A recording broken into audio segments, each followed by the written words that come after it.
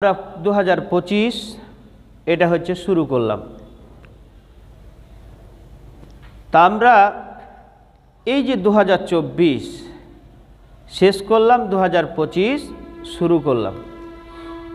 তা আমাদের মুসলিম হিসাবে আমাদের বছরের প্ল্যানটা হওয়া কি উচিত, কিভাবে আমরা সাজাতে পারি নতুন বছরকে, কোনভাবে সাজালে আমাদের প্রতিটা ইবাদত, প্রতিটা কাজ, প্রতিটা কর্মক্ষেত্র সব কিছুই আমাদের সেইরকম হতে হবে যেই কাজগুলি করলে জান্নাত পাওয়া যাবে, সেই কাজগুলি আমাদের করা উচিত। কারণ হচ্ছে আমাদের এই ইহজীবনী শেষ না। আমরা মনে প্রাণে সবাই বিশ্বাস করি আমাদের সকলকে আখেরাতে জবাব দিতে হবে। এজন্য এমনভাবে আমরা বছরটাকে সাজাবার চেষ্টা করব যেইভাবে সাজালে পরকাল আমাদের জন্য সুখময় হবে, জান্নাতে যাওয়া সহজ হবে, সেইভাবে আমাদের পরকালটা সাজানো উচিত। কিন্তু দেখা যাচ্ছে আমরা যেইভাবে পরকালটা অনেকেই অনেকভাবে সাজিয়েছে, তা আমরা এমনভাবে সাজাবো যেই কাজগুলি করলে জান্নাতে যাওয়া সহজ হবে, এই কাজগুলি আমাদের করা উচিত। আল্লাহ তাআলা সেই কথাটাই আমি যে আয়াতটি তেলাওয়াত করেছি সূরা হাসর আয়াত নাম্বার 18, এখানে মহান আল্লাহ তাআলা বলেন, ইয়া আইয়ুহাল্লাযীনা আমানুত্তাকুল্লাহ ওয়াল তানজুর নাফসুম মা কদ্দামাত লিগাদ ওয়াত্তাকুল্লাহ ইন্নাল্লাহা খাবীরুম বিমা তা'মালুন। মহান আল্লাহ তাআলা বলছেন, ইয়া আইয়ুহাল্লাযীনা আমানু, হে ঈমানদারগণ। এরপরে বলছেন ওয়াল তানজুর নাফসুম মা কদ্দামাত লিগাদ। ওয়াল তানজুর, তোমাদের লক্ষ্য করা উচিত, তোমাদের দেখা উচিত, তোমাদের চিন্তা করা উচিত। ওয়াল তানজুর নাফসুম মা কদ্দামাত লিগাদ, প্রত্যেকেই তোমার জন্য কি তুমি প্রেরণ করেছো, লিগদ, আগামী দিনের জন্য, পরকালের জন্য, পরকালের পাথেয় হিসাবে কি তুমি প্রেরণ করেছো, এটা তোমার চিন্তা করা উচিত। এটা আমি আপনি সবাইকে, শুধুমাত্র হুজুরদেরকে না, শুধুমাত্র যারা আলেম তাদেরকে না, পৃথিবীতে যত মানুষ রয়েছে যারা ইমানদার বলে দাবি করে আমরা ইমানদার, আমি ইমান এনেছি, আমি হচ্ছে খুব ভালো বান্দা, আমি খুব ভালো মানুষ, পৃথিবীর সমস্ত মানুষদেরকে, বিশেষ করে যারা ইমানদার দাবি করে তাদেরকে আল্লাহ তাআলা ডাক দিয়ে বলছেন, হে ইমানদারগণ, তোমাদের লক্ষ্য করা উচিত, তোমাদের ভেবে দেখা উচিত, তোমাদের চিন্তা করা উচিত তুমি আগামী দিনের জন্য কি তুমি প্রেরণ করেছ। শুধুমাত্র একজনকে না, পৃথিবীর যত ইমানদার বলে মানুষ দাবি করে প্রত্যেকেই এই কথাটা একেবারে আদেশ দিয়ে বলছেন, তোমাদের প্রত্যেকের ভেবে দেখা উচিত তুমি আগামী দিনের জন্য কি প্রেরণ করেছ। এরপরে বলছেন ওয়াত্তাকুল্লাহ, এখানে একটা সতর্কবাণী উচ্চারণ করে দিচ্ছেন, আগামী, একেবারে নিকটে, লিগদ, আগামী, এই এক্ষুনি, অতি সত্বর, একটুকু দেরি নাই, পরকালটা একেবারে নিকটে। এরপরে আবার বলছেন ওয়াত্তাকুল্লাহ, আল্লাহকে তুমি ভয় করো। ইন্নাল্লাহা খাবীরুম বিমা তা'মালুন, কেন ভয় করবে? তুমি যা করো, যা কিছু করো, সব কিছুই আল্লাহ তাআলার নিয়ন্ত্রণে।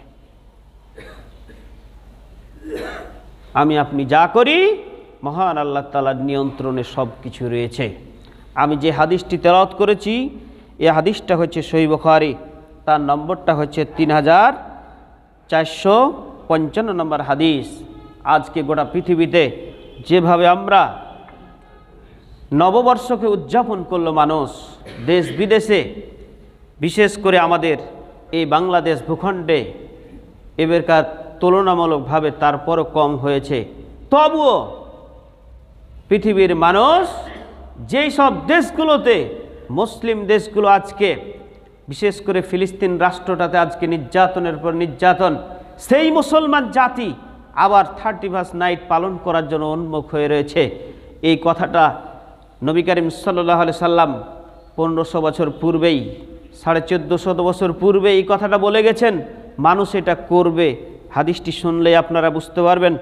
আন আবি সাঈদ খুদরি রাদিয়াল্লাহু থেকে বর্ণিত, তিনি বলেন নবী করিম সাল্লাল্লাহু আলাইহি সাল্লাম বলছেন, ক্বালা লা তাত্তাবিউন্না সুনানান মিন ক্বাবলিকুম সিবরান বিসিবরিন। হে পৃথিবীর মানুষ, তোমরা শুনে রাখো, লা তাত্তাবিউন্না সুনানান মিন ক্বাবলাকুম, তোমরা কি করবে? পূর্ববর্তী জাতিদের এমনভাবে তোমরা অনুসরণ করবে, তারা যদি একটা গর্তে প্রবেশ করে, গুই সাপের যদি গর্তে প্রবেশ করে, কাদা মাটি, নোংরা, খারাপ, অশ্লীল, বেহায়াপনা, খারাপ যত অশ্লীল রয়েছে সেই সব জায়গাতে তোমরাও প্রবেশ করবে তারা যেমন প্রবেশ করেছে। কঠোরভাবে বলেছেন, লা তাত্তাবিউন্না, অবশ্যই তোমরা প্রবেশ করবে, মান ক্বাবলাকুম সিবরান বিসিবরিন ওয়া জিরাআন বিজিরাইন। জেরা বলা হয় এই হাতের মাথা থেকে শুরু করে কনুই পর্যন্ত, এতটুকু যদি তারা প্রবেশ করে তোমরাও তাও প্রবেশ করবে, একটুকু দ্বিধা করবে না। এমনকি এটাও বলা হয়েছে, হাত্তালাউ সালাকুকুম হুজরান দুব্বিন, এমনকি যদি তারা কাদামাটি, নোংরা সেই জায়গাতে তারা প্রবেশ করে তবুও তোমরা সেখানে প্রবেশ করবে। এখন আগের জাতি বলতে কি, নবী করিম সাল্লাল্লাহু আলাইহি সাল্লামকে যখন প্রশ্ন করা হলো যে আপনি তো বললেন মান ক্বাবলাকুম, পূর্ববর্তী জাতি, এই পূর্ববর্তী জাতি বলতে কি বোঝানো হয়েছে? নবী করিম সাল্লাল্লাহু আলাইহি সাল্লামকে যখন এই প্রশ্ন করা হলো, নবী করিম সাল্লাল্লাহু আলাইহি সাল্লাম বললেন সেই জাতি বলতে সেটা হচ্ছে ইহুদি নাসারা।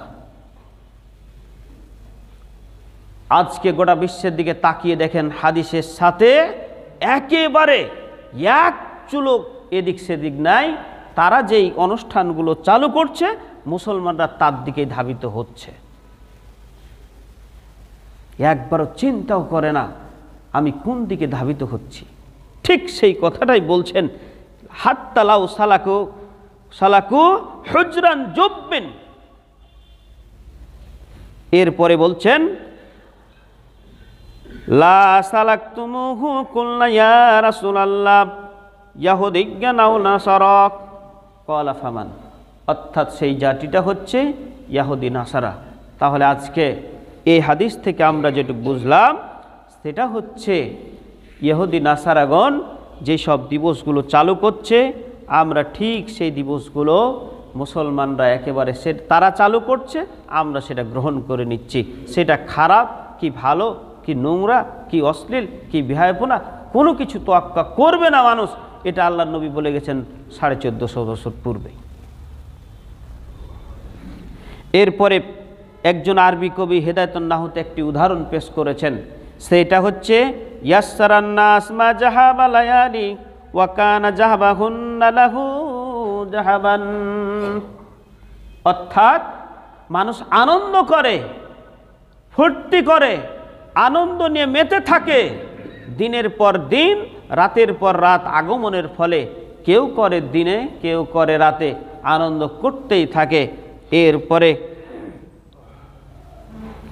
আমাদের উচিত ছিল, আমার মাঝ থেকে একটি বছর চলে গেল, একটা দিন চলে গেল, একটা মাস চলে গেল, একটা ঘন্টা চলে গেল, একটা মিনিট চলে গেল, আমরা কখনোই এইভাবে বলি না যে আমরা মৃত্যুর দিকে ধাবিত হলাম। আমার মৃত্যুটা একেবারে লিপিবদ্ধ, নির্দিষ্ট, কে কতদিন বাঁচবে এটা একেবারে সৃষ্টির পূর্বেই সেটা নির্ধারিত। কিন্তু আমরা কেউ বলি না। বয়স যদি জিজ্ঞাসা করা হয় তাহলে বেশিটাই বলে যে আমি এত বছর বয়স হলো। কিন্তু আমরা কখনোই মৃত্যুর দিকে যে ধাবিত হচ্ছি, একটা নির্দিষ্ট জায়গা রয়েছে, আমরা একটু একটু করে আগাইতেই আছি। একটা ঘন্টা চলে যাওয়া মানে একটা মৃত্যুর দিকে আপনি একটা ঘন্টা এগিয়ে গেলেন, একটা দিন গেল মানে আপনি একটা দিন এগিয়ে গেলেন মৃত্যুর দিকে, একটা মাস গেল আপনি মৃত্যুর দিকে এগিয়ে যাচ্ছেন, একটা মাস চলে গেল। এইভাবে পর্যায়ক্রমে আস্তে আস্তে আস্তে 2 বছর, 5 বছর, 10 বছর যেতে যতই থাকুক, একটা মিনিট যাওয়া মানে মৃত্যুর দিকে আপনি ধাবিত হওয়া। কিন্তু আমরা কি কেউ চিন্তা করি? কেউ করি না। আমাদের উচিত ছিল আমরা হিসাব করার, যে আমি মৃত্যুর দিকে ধাবিত হচ্ছি, আমাদের হিসাব করা উচিত ছিল, কিন্তু আমরা হিসাব করি না। এরপরে উমর ইবনুল খাত্তাব তিনি বলছেন, তিরমিজিতে হাদিসটি রয়েছে, হাসিবু ক্বাবলা আন তুহাসাবু ওয়াজানু ক্বাবলা আন তুজানু, অর্থাৎ তুমি তোমার নিজের হিসাব তুমি নিজে করে নাও সেই দিন হিসাব হওয়ার পূর্বে। অর্থাৎ কিয়ামতের মাঠে যে হিসাব হবে, তুমি কি করেছো, কাউকে অন্যায় কথা বলেছো কিনা, এই হিসাবগুলো সব কিছুই হিসাব হবে। ওই দিন হিসাব করার আগেই তুমি কি করাও, হিসাব করে নাও। হযরত আলী রাদিয়াল্লাহু তিনি বলছেন, পৃথিবীর মানুষ তোমরা শুনে রাখো, আজকে হিসাব নাই কিন্তু আমল করার সুযোগ আছে। কিয়ামতের দিন হিসাব ওজন হবে, কিন্তু সেই দিন আমল করার সুযোগ নেই। আমরা কি চিন্তা করেছি? আজকে এই পৃথিবীতে আমল করার সুযোগ আছে কিন্তু ওজন হবে না, কিন্তু পরকালে আপনার ওজন হবে কিন্তু আমল করার সুযোগ থাকবে না। দুইটা হচ্ছে দুই দিকে। তারা ছোট্ট একটা কথায় এমন কথা বলে গেছেন যেটা আমরা সারা জীবন তপস্যা করে সেটা উদ্ধার করতে পারবো না। আমরা কি কেউ হিসাব করি? ক্ষমতা যদি পেয়ে নিই তাহলে আমি মনে করি যে আমি সব কিছুই, কিন্তু মনে রাখবেন এই হিসাব কিন্তু একদিন দিতে হবে। আপনার কারণে যদি কোনো কিছু ক্ষতি হয়, মানুষের অকল্যাণ হয়, মানুষের কষ্ট হয়, মনে রাখবেন হিসাব আপনাকে দিতে হবে, তাতে আপনি যতই বড় ক্ষমতাবান হন না কেন।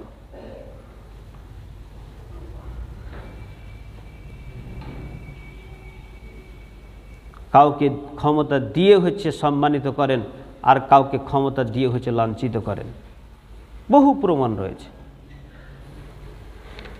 এরপরে হাসান বসরি তিনি বলছেন, হে আদম সন্তান, মহান আল্লাহ তোমাকে কয়েকটা দিনের জন্য এই পৃথিবীতে পাঠিয়েছেন। সামান্য কয়দিন তোমাকে এই পৃথিবীতে পাঠাচ্ছেন। একদিন চলে গেল মানে তুমি মৃত্যুর দিকে একদিন ধাবিত হলে। এই কথাটা বলছেন হাসান বসরি রহমতুল্লাহ। তিনি বলছেন, ইবনুল কাইয়্যিম তিনি বলছেন, পৃথিবীতে সবচাইতে যেই জিনিসটা সময় নষ্ট করা হচ্ছে মৃত্যুর চেয়ে মারাত্মক। ইবনুল কাইয়্যিম তিনি বলছেন, মানুষ সময় সবচাইতে নষ্ট করে হচ্ছে, পৃথিবীতে মানুষ সবচাইতে যেটা নষ্ট করে সেটা হচ্ছে সময়টাকে। তিনি বলছেন সময়টা নষ্ট করা হচ্ছে আত্মহত্যার শামিল। কারণটা কি? কারণটা হচ্ছে আপনি অযথা সময়গুলো ব্যয় করে দিচ্ছেন, কেউ আপনাকে শাস্তি দেয় না। দিনের পর দিন, ঘন্টার পর ঘন্টা বসে চার স্টলে বসে কোনো কাজ নাই, বেকার। বাসায় যদি বসে স্ত্রীকে সময় দিত, ছেলে মেয়েকে সময় দিত, তাহলে নেকির পর নেকি হতো। কিন্তু বাইরে এসে চার স্টলে বসে, দোকানে বসে, কোনো কাজ নাই, ফিল্ডে বসে গল্প গুজব করে, এইগুলিতে 4 পয়সারও দাম নাই। তাই তিনি বলছেন, ইবনুল কাইয়্যিম তিনি বলছেন যে সময় যারা নষ্ট করে সেটা হচ্ছে মৃত্যুর চেয়েও মারাত্মক। ইউসুফ কারজাবি তিনিও বলছেন, যে ব্যক্তি তার সময়কে ধ্বংস করে সে মূলত নিজেকেই ধ্বংস করল। রাসূল সাল্লাল্লাহু আলাইহি সাল্লাম বলছেন, তুমি এই পৃথিবীতে তোমাকে আল্লাহ পাঠাইছেন সামান্য, তুমি মনে করো যে আমি হচ্ছে মুসাফির। বড় বড় যারা মুহাদ্দিস তারা আরেকটা সুন্দর উদাহরণ দিয়ে বলছেন যে তোমাকে এই পৃথিবীতে পাঠাইছেন, তুমি মনে করো যে তোমার বগলে একটা জিনিস। বগলে আমরা কোনো জিনিস যদি নিয়ে থাকি, সামান্য কিছুক্ষণ নিয়ে থাকতে পারি, সামান্য। ঠিক মহান আল্লাহ তাআলা ওইভাবেই তোমাকে পৃথিবীতে পাঠাইছেন। বগলে যেমন সামান্য কয়েকটা সময় বা কয়েক ঘন্টা বা কয়েকটা মিনিট যেমন রাখা যায়, মহান আল্লাহ তোমাকে ওই সময়টুকু পাঠিয়েছেন। আপনি মেহমান গেছেন, আরেকটা উদাহরণ দিয়েছেন, আপনি কোনো বাড়িতে মেহমান হিসাবে গেছেন, আপনি কয়েকদিন যখন হয়ে যাবে তখন আপনি আর থাকতে পারবেন না, আপনার লজ্জাবোধ হবে। আর যদি আপনার লজ্জাবোধই না হয়, আপনি কিছুই নেই, আপনার আত্মাটাই মরে গেছে। তাহলে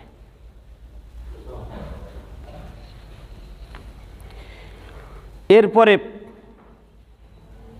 রাসূল সাল্লাল্লাহু আলাইহি সাল্লাম তিনি সে কথাটাই বলছেন, তুমি এই পৃথিবীতে মনে করো যে একজন মুসাফির অথবা হইল পথচারী।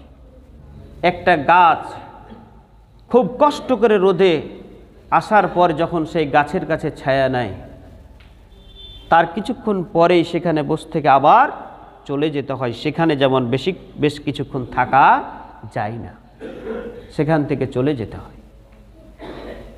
মহান আল্লাহ তাআলা এই পৃথিবীতে আমাদেরকে পাঠিয়েছেন, ঠিক আবার চলে যেতে হবে। এই জন্য নবী করিম সাল্লাল্লাহু আলাইহি সাল্লাম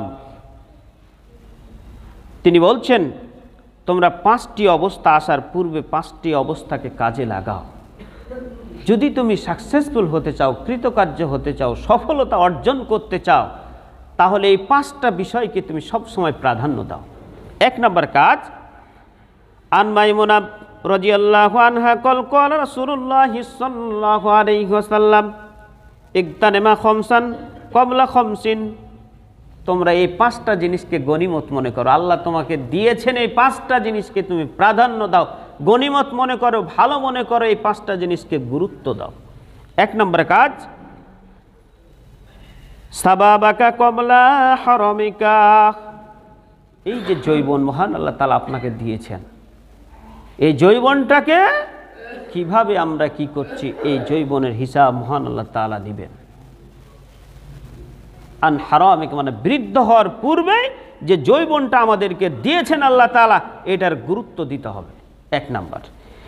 2 নাম্বার হচ্ছে ওয়াসিহাতাকা ক্বাবলা সাকামিকা। অসুস্থ হওয়ার পূর্বেই সুস্থতাকে তুমি প্রাধান্য দাও। নাম্বার 3 ওয়াগিনাকা ক্বাবলা ফাকুরিকা। মানে হচ্ছে অসচ্ছল হওয়া তাকে সচ্ছলতাকে প্রাধান্য দাও।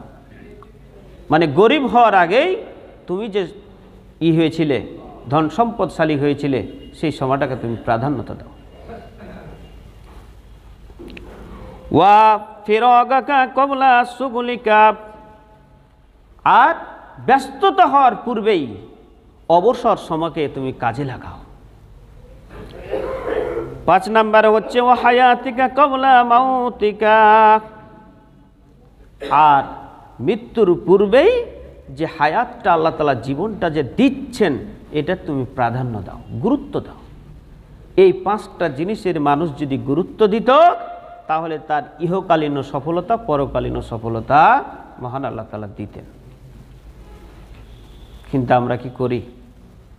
ওই যে একটু আগে বললাম, ঘন্টার পর ঘন্টা কোনো কাজ নাই, কর্ম নাই, বন্ধুকে মোবাইল করে ডাকছে, আই একটু বসে গল্প করি, কোনো কাজ নাই। অথবা লাগলো ফেসবুক দেখতে, ফেসবুক দেখতে দেখতে ঘন্টার ঘন্টা পার করে দিল, টিকটক দেখতে দেখতে চলছে।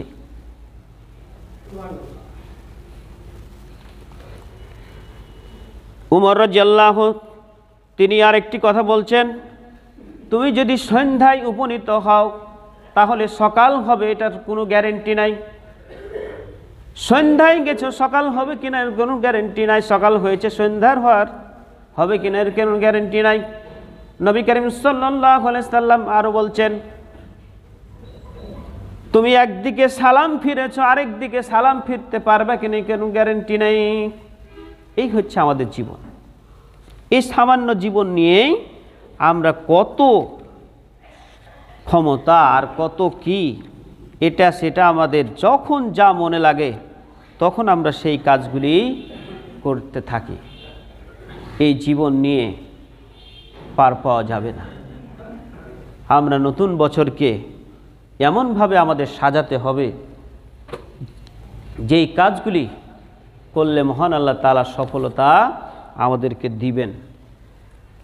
আমাদের এই যে জীবনটা মহান আল্লাহ তাআলা দিয়েছেন, প্রত্যেকের হিসাব কিন্তু নিবেন।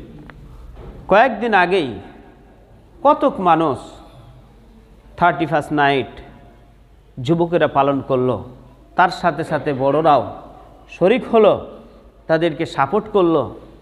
আমাদের কিন্তু চিন্তা করা উচিত। মহান আল্লাহ তাআলা সূরা হাসরের যে কথাটি বললেন, তোমাদের প্রত্যেকের উচিত ভেবে দেখা, চিন্তা করা, তুমি আগামী দিনের জন্য, পরকালের জন্য কি সংগ্রহ করেছো, কি পাথিও সংগ্রহ করেছো, যেটার বিনিময়ে তুমি জান্নাত পাবে এরকম আশা করতে পারো, এরকম কোনো পরিকল্পনা আমাদের নেই। আমরা পরিকল্পনা করি যে সামনের বছর অর্থাৎ 24 সালে তো বাড়িটা করতে পারলাম না, 25 সালে আমি বাড়িটা করে ফেলব। 1 বিঘা জমি কিনতে পারিনি 24 সালে, 25 সালে 1 বিঘা জমি গেলা কিনবো। একতলা বাড়ি করতে পেরেছি, দোতলা কিভাবে 25 সালে করব, এই পরিকল্পনাগুলো নিই। কিন্তু ভালো জিনিসের পরিকল্পনা আমরা নিই না। আপনাকে ক্ষমতা দিয়ে পরিবারের একজন দায়িত্বশীল বানিয়েছেন, আপনারও উচিত হচ্ছে অনেক কিছু কাজ করার।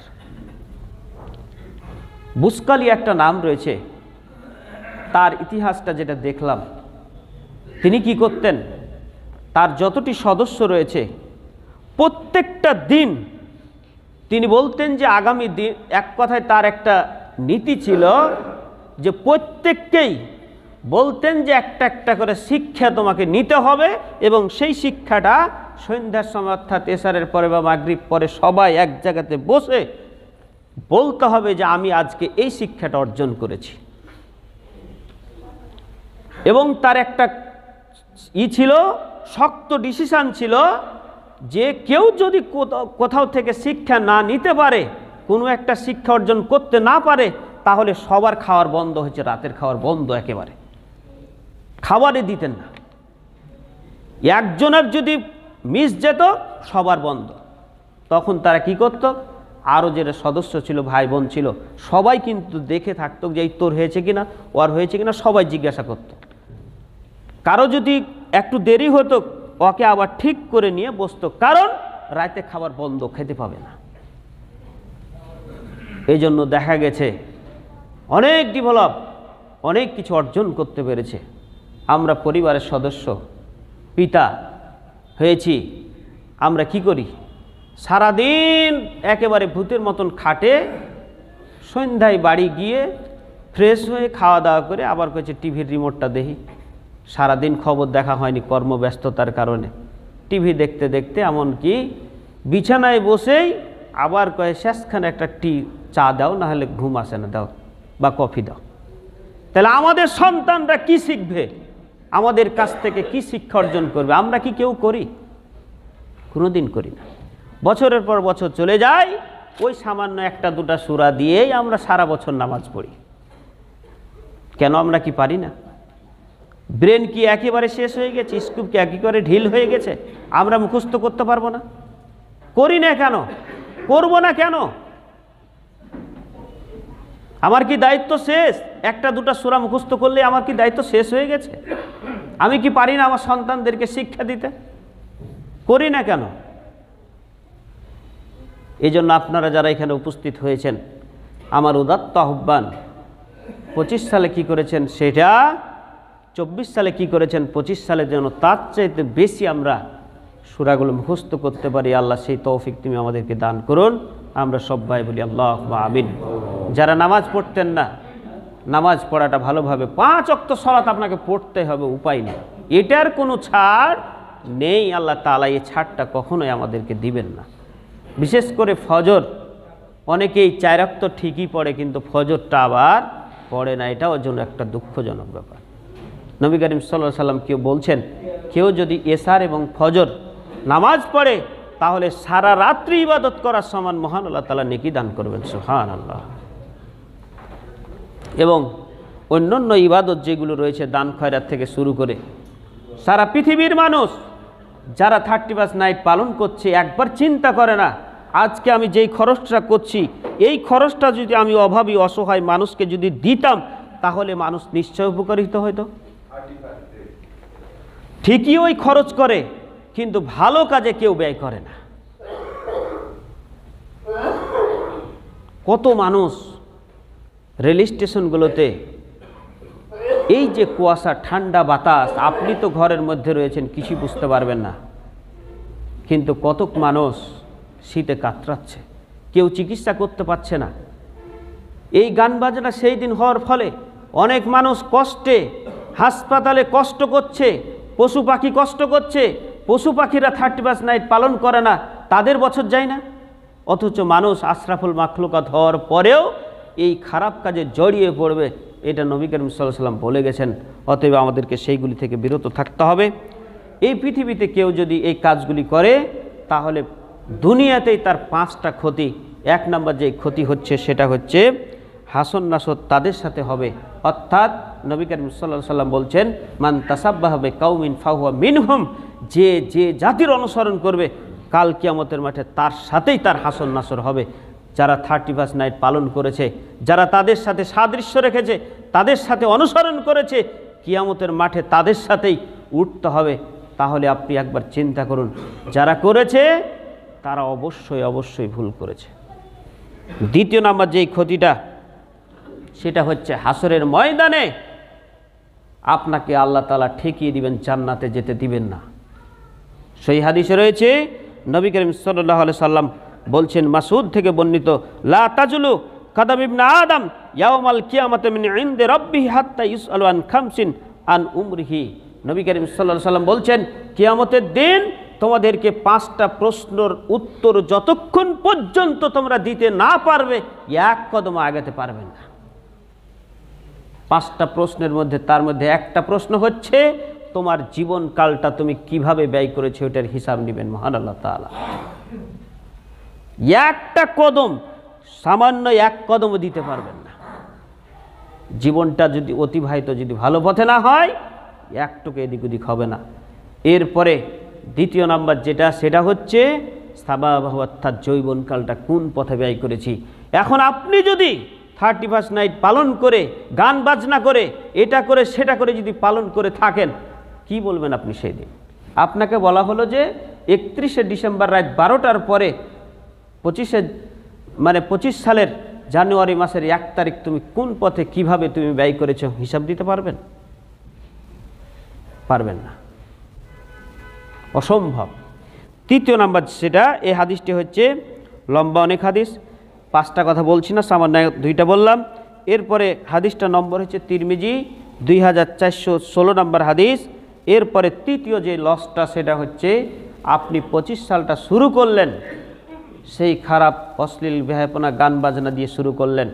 নবী করিম সাল্লাল্লাহু আলাইহি সাল্লাম বলছেন, কোনো কাজ শুরু যদি বিসমিল্লাহ বলে না হয়, আল্লাহর নাম নিয়ে যদি না হয়, তাহলে আক্তাউ ওয়াল আবদাউ, অর্থাৎ সেটা হচ্ছে লেজ কাটা, সেটা হচ্ছে বরকত শূন্য, আল্লাহ তাআলা সেটার বরকত রাখেন না। তাহলে আপনি যদি গান বাজনা দিয়ে শুরু করেন তাহলে আপনার বরকতটা কত হবে একবার চিন্তা করে দেখেন। কোশ্চিনকালও কোনো বরকত আল্লাহ তাআলা দিবেন না। এরপরে চতুর্থ নাম্বার হচ্ছে সেই দিন জেনার গুনাহ নিয়ে কাল কিয়ামতের মাঠে আপনাকে উঠতে হবে। এখন আপনি বলতে পারেন আমি তো জেনা করিনি, বলতে পারেন আল্লাহকে গিয়ে যে আমি তো জেনা করিনি, কিভাবে আমার জেনার পাপ হলো? নবী করিম সাল্লাল্লাহু আলাইহি সাল্লাম বলছেন, চোখের জেনা হচ্ছে দেখা, কানের জেনা হচ্ছে শোনা। অনেক মানুষ গান শুনতে চাই না, আপনি জোরে সাউন্ড দিয়ে বাধ্য করেন শুনতে, এটাও কিন্তু আপনাকে এর জবাব দিতে হবে, উপায় নেই, ছাড় নেই। মহান আল্লাহ তাআলা আপনাকে ছাড় দিবেন না।